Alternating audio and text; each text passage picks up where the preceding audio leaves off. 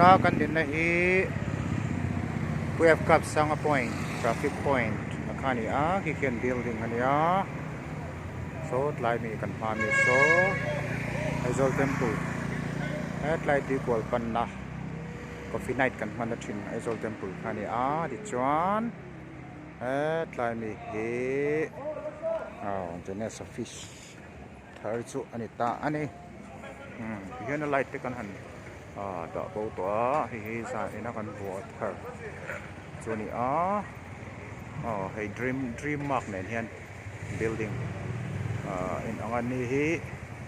hoi hen dream mark hen oma ke ni chuan ke ni chung zong dream mark chung zong la pe zong hi Jeunesse office ani lại kia đi ở phía cho lòng xuân mi hi lai hi temple existence hậu khăn nhá lai hiện đinh đúng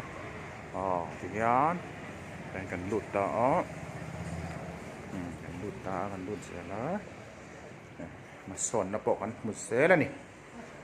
thì hian cần lụt ta hay thì hian thì nó mà cần tra nó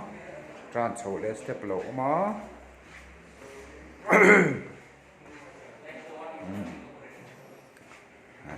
hết sár bùi bộ